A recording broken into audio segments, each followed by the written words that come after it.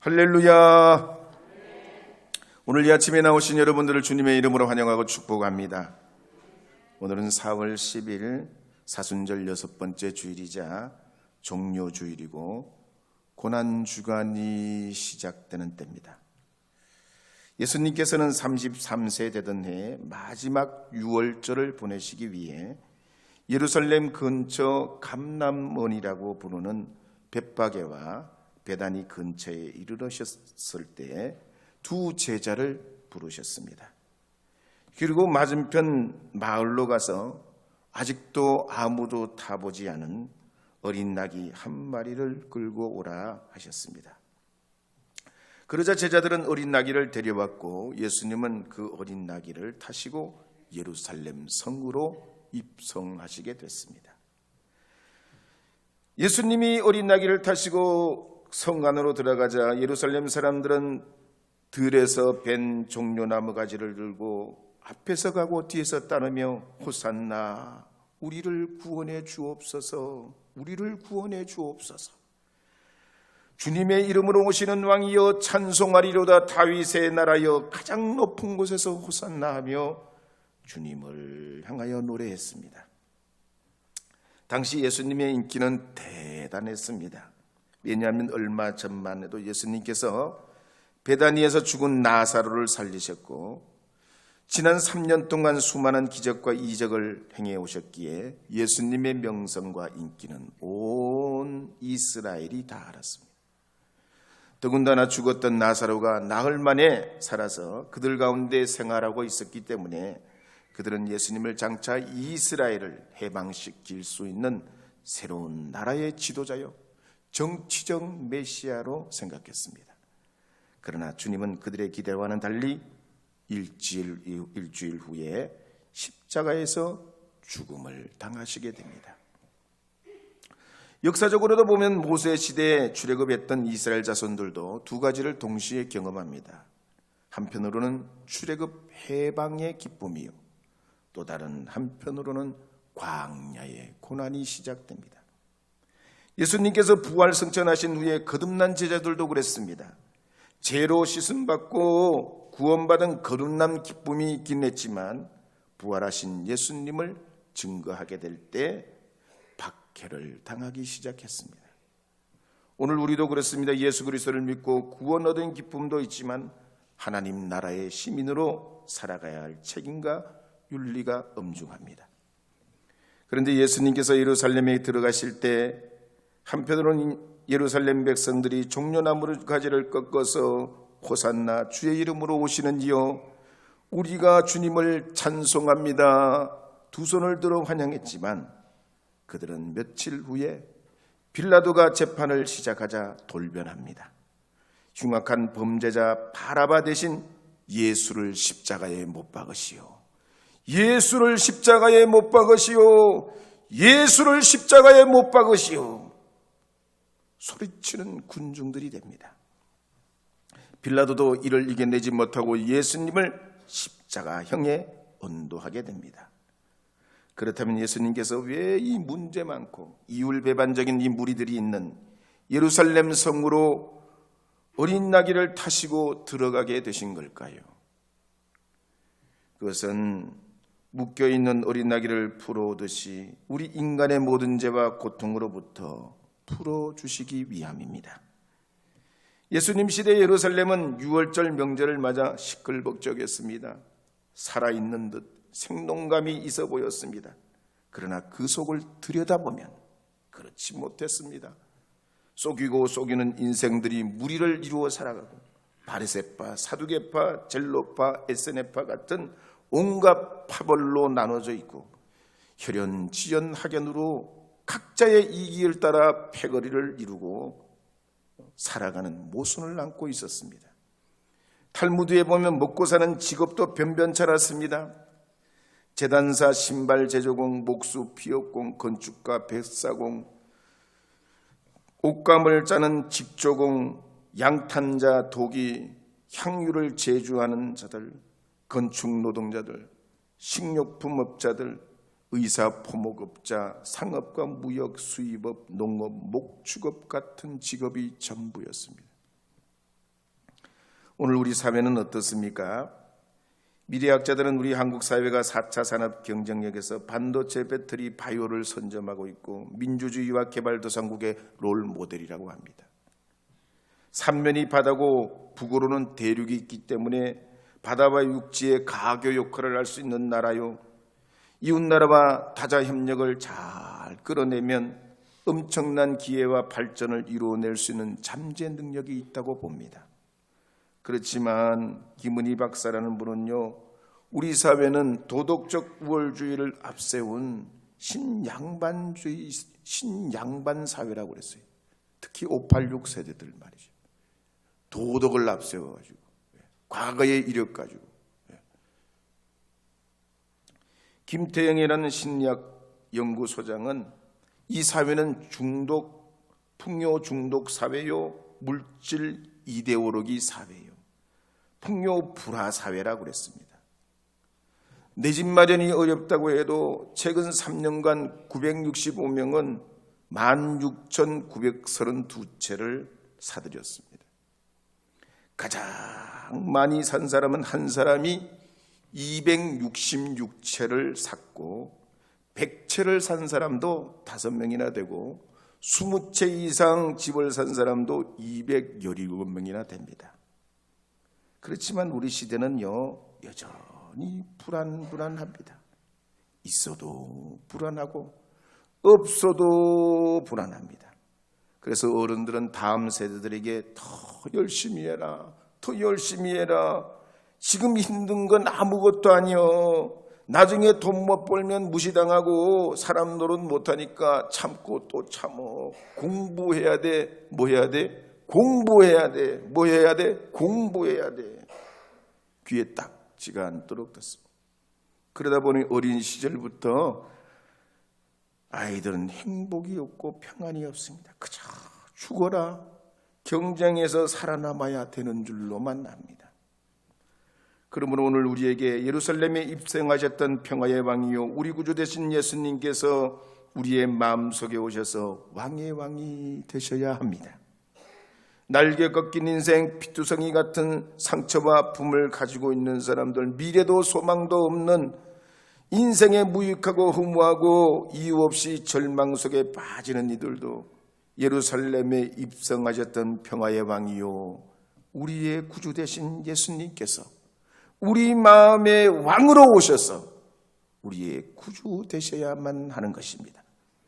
전쟁으로 고통받고 분단으로 불안과 두려움 속에 살고 코로나로 부대끼는 우리의 인생의 마음에 예루살렘에 입성하셨던 평화의 왕이요 구주 되신 예수님께서 오셔야만 하는 줄 믿으시기 바랍니다. 그래서 500년 전에 이미 스가랴 선지자는 이렇게 선포하는 말씀이 있습니다. 스가랴 선지자 말씀 9장 9절 말씀을 읽어보겠습니다. 함께 읽겠습니다. 시온에 따라 크게 기뻐할지어다, 예루살렘에 따라 즐거이 부를지어다. 보라, 내 왕이 내게 임하시나니 그는 공의로우시며 구원을 베푸시며 겸손하여서 나귀를 타시나니 나귀의 작은 것 곧 나귀 새끼니라. 아멘. 어제 저녁에 친구 목사한테 전화가 왔어요. 계룡씨 두마면에 야산에 불이 났다는데 괜찮냐? 괜찮어? 한편으로 고맙고 감사하더라고요. 뉴스 듣고 전화해 주는 사람도 있으니까 말이죠. 요즘 말이죠, 여기저기서 산불 나니까 불 났다고 그러면 말이죠, 왠지 불안하단 말이에요. 코로나로 어려움 당하고 그러다 보니까 말이죠, 코로나 그러면 왠지 말이죠, 꺼림칙하고 그렇단 말이에요. 우리가 알고 보면 전쟁이 없다 뿐이지 어떻게 보면 하루도 여유가 없고 이래도 저래도 편치가 않는 때입니다. 그래서 오늘 종료주의를 맞이하는 여러분은 나의 왕 나의 구원이요, 다윗의 이름으로 오신 예수님, 평화의 왕이요 우리 구주 되신 예수님을 환영하고 사랑해야 할 줄로 믿습니다. 치료받고 위로받고 회복되는 아침이 되어야 할 줄로 믿습니다. 우리 찬송가 618장 나주님을 사랑합니다. 함께 불러보겠습니다. 나주님을 사랑합니다.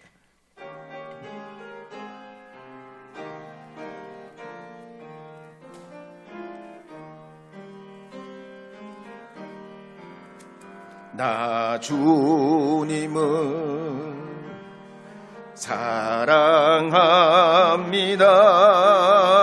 사랑합니다. 참 사랑의 주를 경배한 마음으로 찬양하오니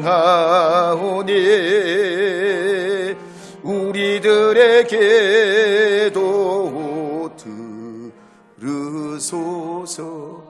예수님을 여러분의 마음에 환영하고 모시는 마음으로 한 번 더 불러봐요. 예수님을 환영하고 주님이 우리야 마음속에 왕의 왕 되시기를 사모하는 마음으로 나 주님을 사랑합니다. 한 번 더 불러보시도록 하겠습니다. 나 주님을.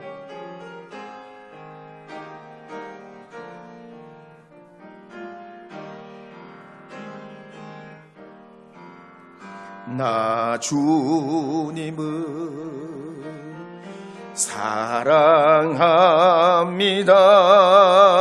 사랑합니다. 참 사랑의 주를 경배한 마음으로 찬양하오니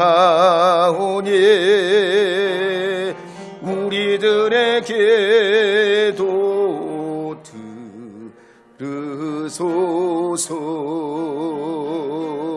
들으소서. 할렐루야. 그렇다면 오늘 본문 말씀을 볼 때 예수님께서 우리를 자유케 하려고 예루살렘에 들어가셔서 과연 어떤 고난을 당하시게 될까요? 먼저 예수님은 목요일 밤부터 밤새도록 대제사장 안나스와 가야바의 뜰에서 고초를 당하시게 됩니다. 많은 고문과 고통을 당하시다가 괴로움 중에 새벽을 맞이하게 되는데 무리들이 예수님을 끌고 빌라도에게 가서 고발을 합니다. 예수님은 그들에게 심한 신문을 받으시고요, 마침 예루살렘에 머물고 있던 그 갈릴리 지역의 분봉왕 헤롯에게 넘겨져서 온갖 조롱과 모욕을 받으시게 됩니다. 그렇지만 헤롯이 볼 때 예수님은 죄가 없어요. 그래서 다시 빌라도에게 넘깁니다. 예수님은 빌라도에게 넘겨서 한나절 동안 매를 맞으시고 머리에는 가시관을 쓰시고 채찍 맞으시다가 골고다 언덕을 오르시게 됩니다. 군병들은 뾰족하게 붙어있는 채찍으로 예수님을 사정없이 내리치고 예수님의 온몸에 살점이 떨어져 나가고 피가 터집니다. 머리에는 가시관 때문에 얼굴에 피가 흐르고 주먹으로 맞은 자리는 부어올라가지고 앞이 보이질 않습니다. 그렇지만 우리 주님께서는 우리의 모든 죄짐을 지시고 한 걸음 한 걸음 비틀거리며 골고다 언덕을 올라가시게 됩니다. 그럴 때 로마 군병들은 예수님을 짐승 다루듯이 모질게 몰아치지만 빌라도의 뜰에서 골고다 언덕까지 거리를 보면 400m밖에 되지 않지만 예수님은 그 골고다 언덕을 오르시다가 14번이나 쓰러지시고 십자가를 더 이상 지시고 오르지 못할 정도로 기력이 빠지고 지치고 고통 중에 또 쓰러지실 때 로마 군병들은 예수님 대신 십자가를 지고 올라갈 구레네 시몬을 시켜 억지로 십자가를 지게 합니다. 그래서 누가복음 23장 26절에 보면 이렇게 말씀하고 있습니다. 함께 읽어보겠습니다. 그들이 예수를 끌고 갈 때에 시몬이라는 구레네 사람이 시골에서 오는 것을 붙들어 그에게 십자가를 지어 예수를 따르게 하더라. 이 구레네 시몬의 대목에서 굉장히 감동을 받은 서울대 음대를 하고 오스트리아 빈 국립음대를 졸업하고 전주대 교수로 있다가 지금은 오스트리아 빈에 살고 있는 양기승 교수가 수년 전에 서울의 안동교회에서 구레네 시몬이라는 오페라를 공연했습니다. 또 창천교회 장로이자 시인인 김석이라는 분도 이 장면을 묵상하면서 구레네 시몬을 주제로 시로 썼습니다. 구레네 시몬을 보면 말이죠, 어줍게도 생각지도 않게 얼떨결에 예수님의 십자가를 졌는데 어떻게 보면 우리와 너무 닮은 거예요. 우리가 주님을 위해 열심히 살다가 주님 만난 게 아니고 정말로 얼떨결에 부흥회 갔다가 은혜 받고 기도원에 갔다가 불 받고 수련회에 갔다가 예수님 영접해가지고 주님 알게 된 걸 보면 영락없이 구레네 시몬이요.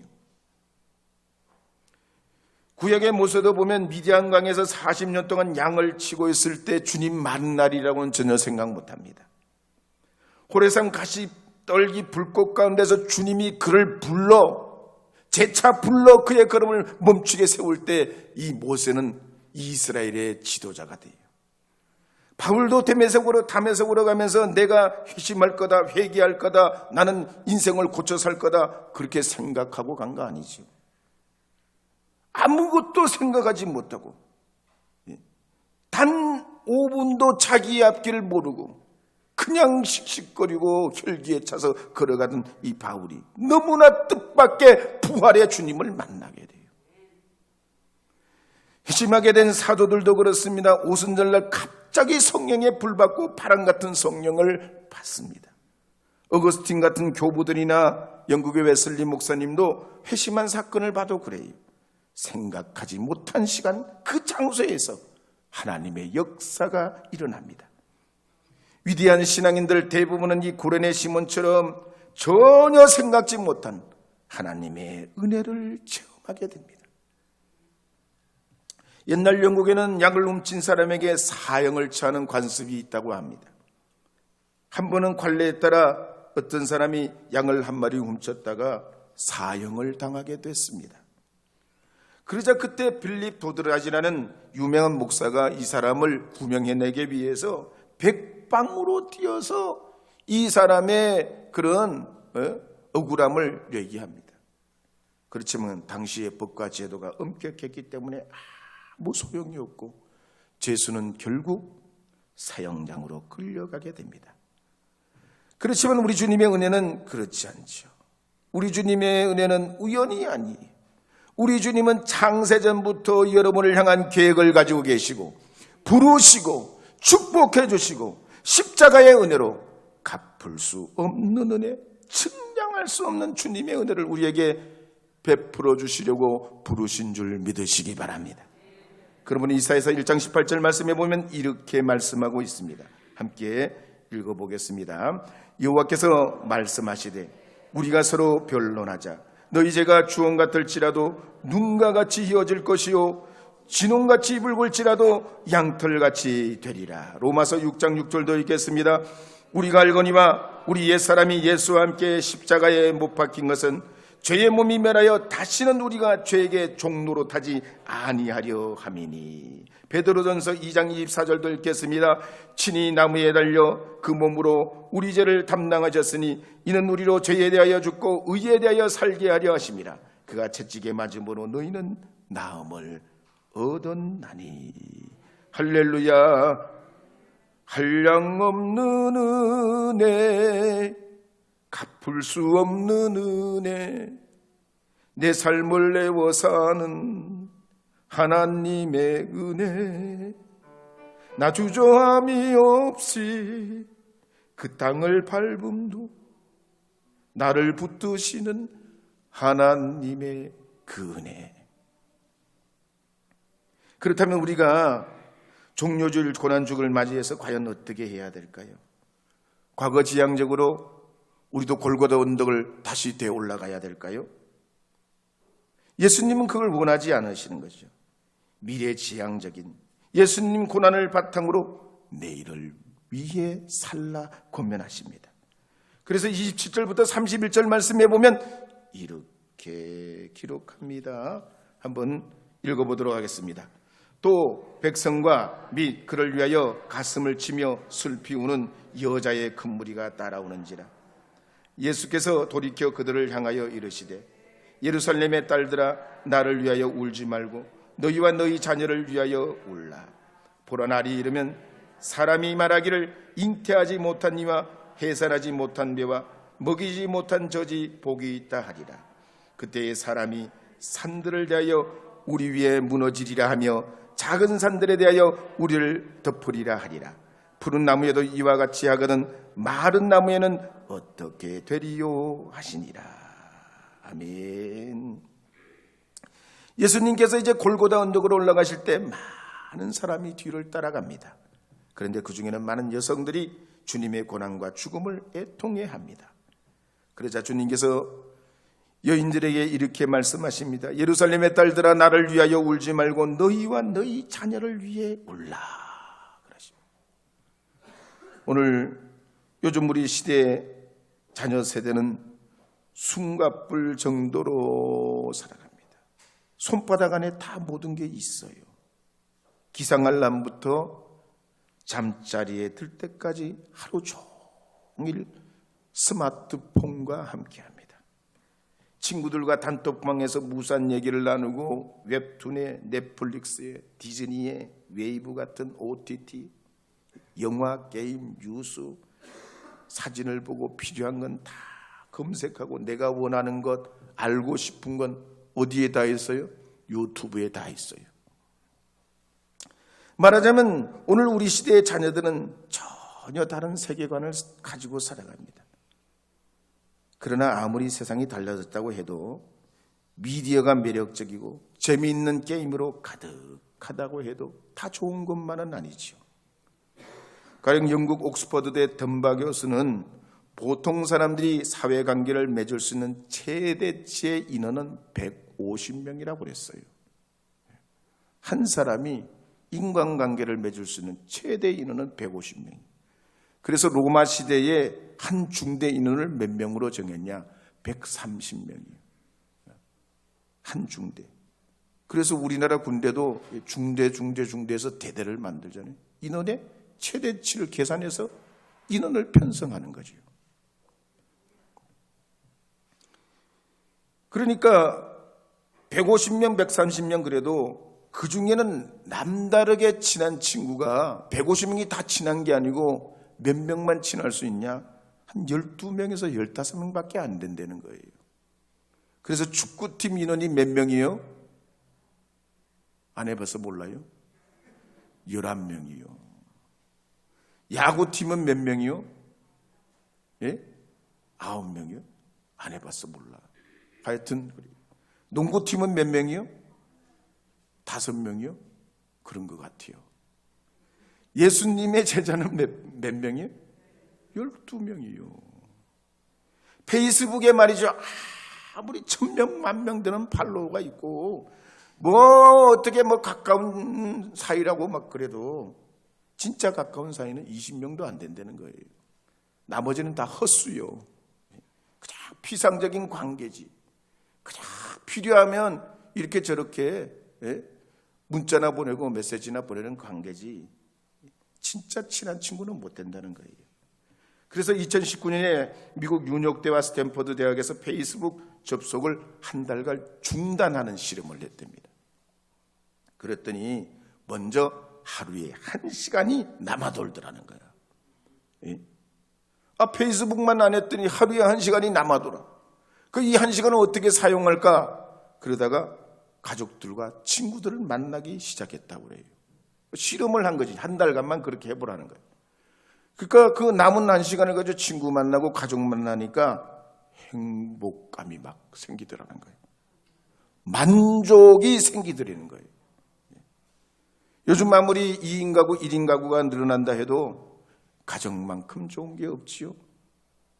재벌가 사람들이 말이죠. 돈 많고 미모 많고 어떻게 모든 조건이 갖춰져 있지만 남들이 부러워한 거 다 있지만 왜 이혼해요? 사랑이 없기 때문이지요. 다른 건 다 있는데 사랑이 없어.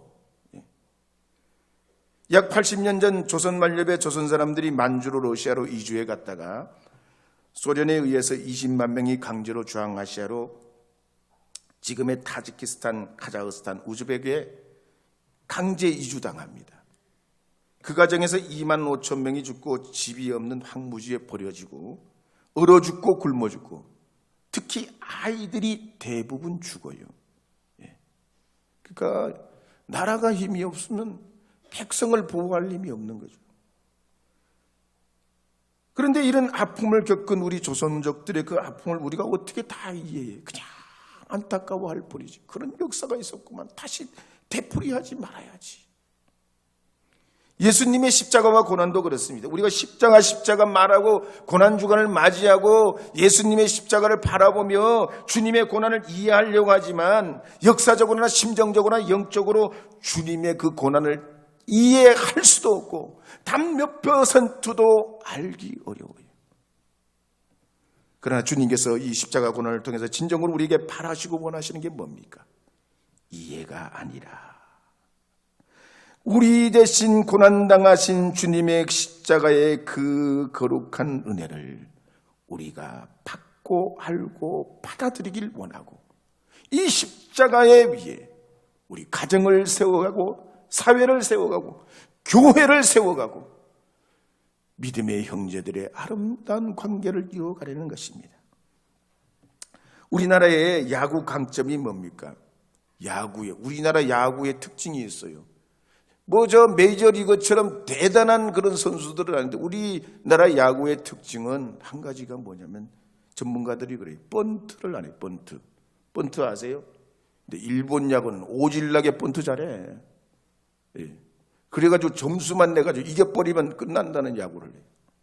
근데 우리는 번트 안 해요. 무조건 치고 달리는 거야. 공격적이요. 예. 최선을 다해 그냥 공격하는 게 이기는 거예요. 아멘 안 해도 돼요. 예수님이 그러셨단 말이죠. 고난이 오려면 오라는 얘기죠. 예수님이 다 감당한다는 거죠. 모든 걸 이걸 내가 다 짊어진다는 거예요. 오늘 우리 주님의 자녀들이 그렇습니다. 이 고난절기를 맞이해서 주님 문제가 있다면 제가 짊어지겠습니다. 도전이요 오라는 거예요. 내가 예수 이름으로 상대해 주겠다는 거예요. 맞짱 뜨겠다는 거예요. 아멘 안 해도 돼요. 오늘 우리가 살아가는 환경이 어떻습니까? 가정과 직장이 어떻습니까? 가족이 개인이 누려야 할 여유가 없습니다. 도시 아이들은 고등학생만 되면 알바해야 돼요. 편의점 가야 돼요. 독서실에서 알바해야 돼요. 어머니는 식당 일로, 아버지는 야근으로. 대화할 시간이 없어요. 그럼 반대로 잘 사는 집은 어떨까? 아버지는 아버지대로 병원 하시느라고 그냥 밤낮 시간이 없어. 강남에서 치과를 하면 뭐해? 시간이 없는데. 어머니는 텔레비전에 나오는 요리사요. 이름 있는 연구가요. 너무 바빠가지고 설거지 청소할 시간이 없어서 파출부를 써요. 그러니 대화할 시간이 없어요. 그러나 우리 주님은 하나님과 동등되고 본체시만 당신의 자리를 포기하시고 우리와 함께 하시려 우리와 똑같이 되시어 십자가 위에 죽음을 담당하신 것입니다. 사순절을 맞이하는 여러분, 종료주일이자 고난주간을 맞이하는 여러분, 우리가 종려나무가지만 흔드는 구경꾼이 됐다가 빌라도가 재판할 땐 그 폭도 바라보는 놔주고 예수님을 죽이라고 돌변했던 사람의 인생을 살지 않으려면 어떻게 해야 됩니까?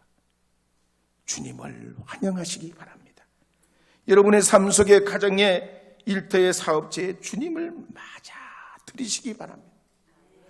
그리고 주님의 그 십자가의 은혜대로 여러분의 가정을 소중히 하시고 주님 안에서 더 아름다운 믿음의 가정이 되려고 주 안에서 이루어가는 하나님의 사람들이 되기를 축복합니다. 마태복음 9장 29절 말씀에 보면 너희 믿음대로 되라 하는 말씀이 있습니다. 신앙은 아는 만큼 믿는 만큼 행복해져요. 평화의 왕이신 예수님 통해서 죽음을 이기신 예수님을 통해서 주님을 내 안에 모셔드려서 이 세상의 갈등과 폭력과 전쟁과 두려움과 불안을 이겨내는 가장 원천의 축복이 어디로부터 나옵니까? 가정입니다. 어린 나귀를 타고 오신 예수님, 우리의 평화의 왕이 되신 예수님께서 여러분의 심령 속에서, 여러분의 가정 속에서 또 더불어 이 큰 가족이 되는 교회를 통해 주님이 우리의 왕 되시게 하는 이 한 주간이 되기를 주의 이름으로 축복합니다. 그렇게 주님을 찬양하고 높이며 우리도 호산나 우리의 구원의 주여 찬양하는 이 한 주간의 발걸음 되시기를 주의 이름으로 축복합니다.